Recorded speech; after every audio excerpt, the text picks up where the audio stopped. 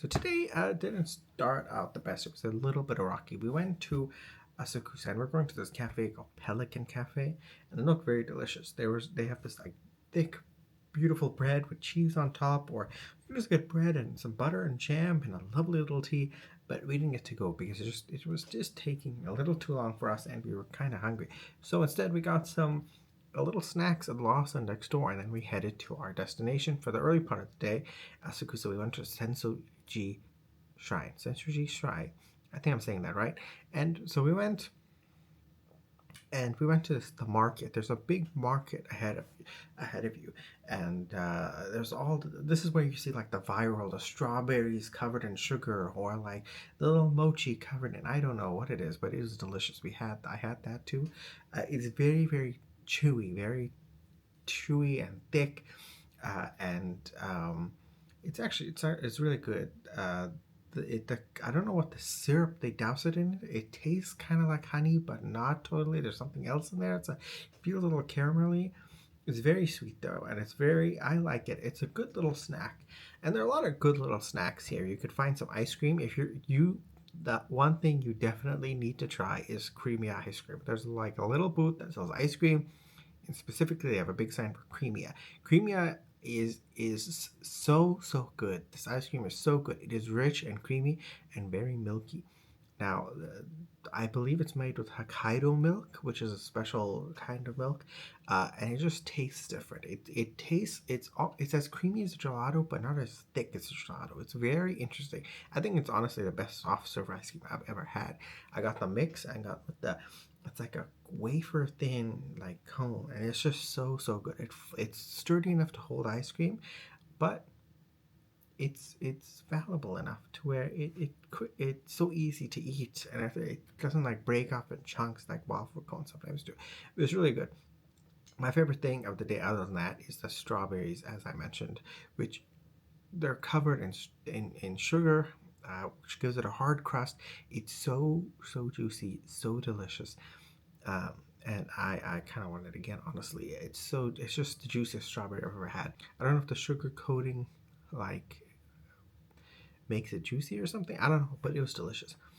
After that, we continued down to Senso Ji Shrine, and it was actually super interesting. So there are a number of things you can do here, and you can do them in most shrines, I believe, in Japan. So the first thing you do is you can get your fortune, right? So you give 100 yen into like a little donation thing, and then you have this thing, and you shake it, and a stick comes out. You take the stick, it gives you a number. You take that number and you look on the wall and you pull out a drawer and you get your fortune and you read it. If it's good, that's great. You're good. This is my fortune. It says, though you always desire to make up your request immediately, even if it takes too long, don't worry about that. Just like step over many mountains after so many hard work, your request will come out fine. Treasures and wealth will be in your hands without any trouble. Your request will be granted. The patient will get recovered later on. If it's bad though, there's like these little things. There are these little like barriers things, and you can tie them up there. And that purges your bad fortune, I believe. And so that was fun. And there's also like an incense thing where you can pay a certain amount. You get a little thing of green incense, and you take it to a burner and you burn it and get the incense really going in. And then you go to like this other kind of shrine thing filled with like ash and sand, and you place it in there, and then all the smoke billows out, and you see people like push the smoke onto them. Which is also pretty cool. It's very incense heavy. It's very smoky. So like, if you're not good with smoke, you should be careful a little, because there's a lot of it. And also be careful because you could burn yourself. There's like fire in that pit, and there are signs that tell you like, hey, there are fires. So be careful. After that, we went up to the main shrine, which was super cool and super impressive.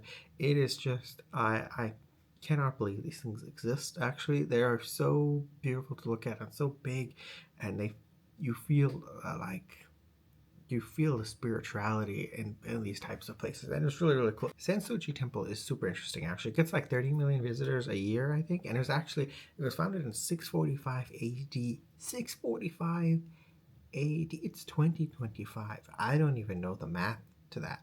That is a lot. That's like for 1,500 years or something. That is an insane amount of time. That is 7 United States of America. 7. That is crazy. That is so long. It was actually destroyed during World War II, and I think they rebuilt it shortly after that. But it is absolutely insane that how old this temple is and how important it is, how many visitors it gets, and how many people are doing the thing that we did. It is so interesting that this thing is here.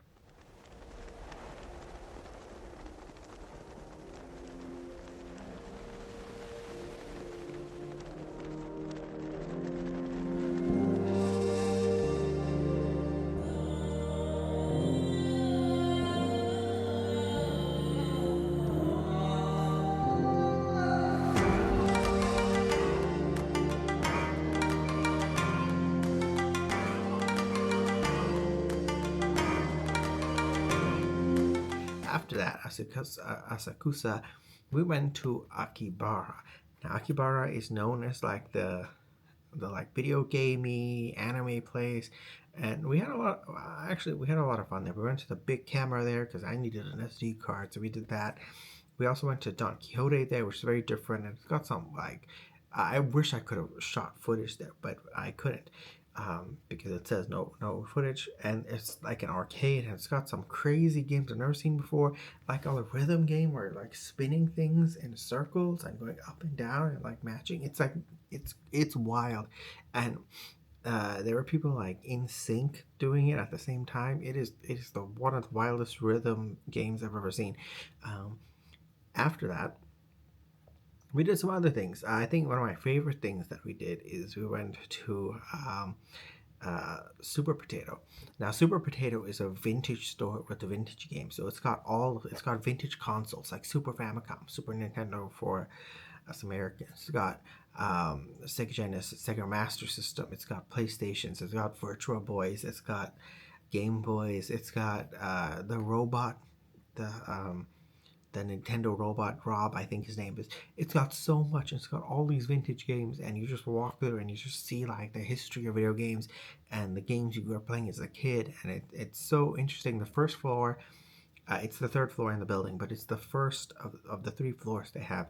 It's filled with like Nintendo games and Game Boy games and all of that era. And then the floor above that is like PlayStation and Dreamcast and PlayStation 2 in particular for me is really cool. Like I saw Biohazard Director's Cut, which was a big game for me in the PlayStation era, and I got to like reminiscence over like Final Fantasy VII, which is one of the first games I was able to get for PlayStation.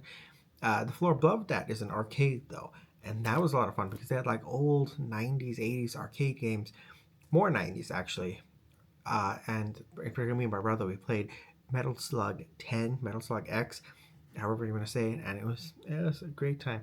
Only 100 yen too. Really fun little time in Super Potato. I definitely recommend going to Super Potato.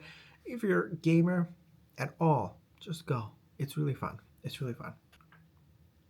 Green tea has really become like my favorite thing to drink. When I need a drink, it's just green tea. I don't know why.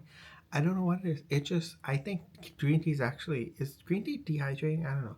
But it feels like it makes me feel better. This is not sponsored, but I wish it was.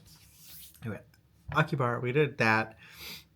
We also got kind of obsessed with gachas, but we found in Ikeburo, I think, there's like a really large gacha center with 100. Stay tuned for that. Maybe we'll go tomorrow. We'll see. After Akihabara, we decided to go someplace else. We were really hungry. We found this like halal, like Japanese barbecue place with like wagyu, and it was so delicious. We were not the best at it because there were we caused a little fire in our grill, and apparently you're not supposed to do that. We cooked it a little too long, which you're not supposed to do that because the less you cook it, the more it kind of just melts in your mouth. If you cook it too long, it gets a little charred, a little crisp, a little more chew time. It doesn't melt in your mouth as well. That meal we just had was incredible. Not only was it really good, but when you leave, the staff is amazing. When you leave, the entire staff It's like arigato gozaimasu as you leave. It is so much, it's so sweet, it's so great. Also, things are happening in Shinjuku, I guess. The star of Shinjuku crossing is obviously the cat. Most of the people at that crosswalk are just watching the cat. He's adorable.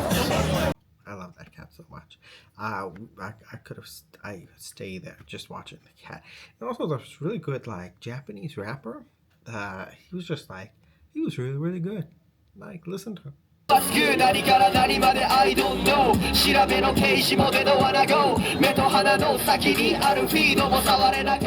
down the street, we look at Godzilla.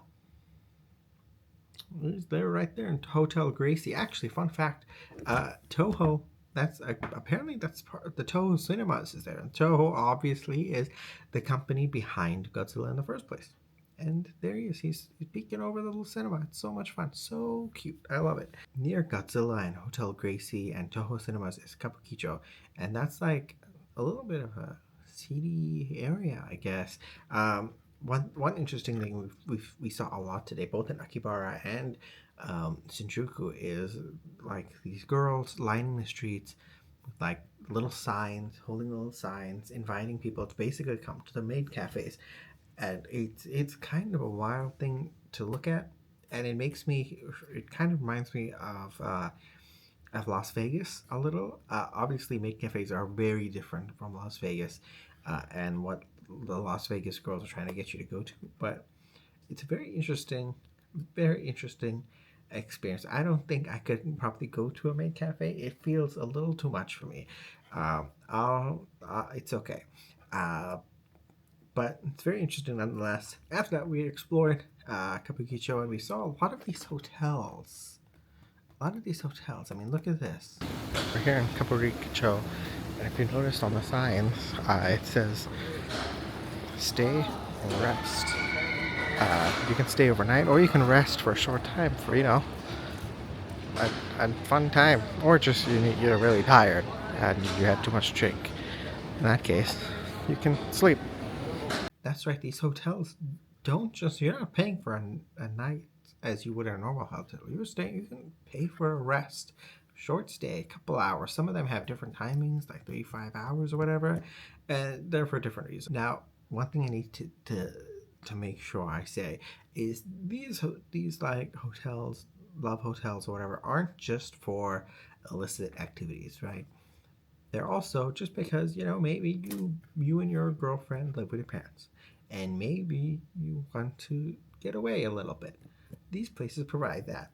So in that way, they're also useful, right?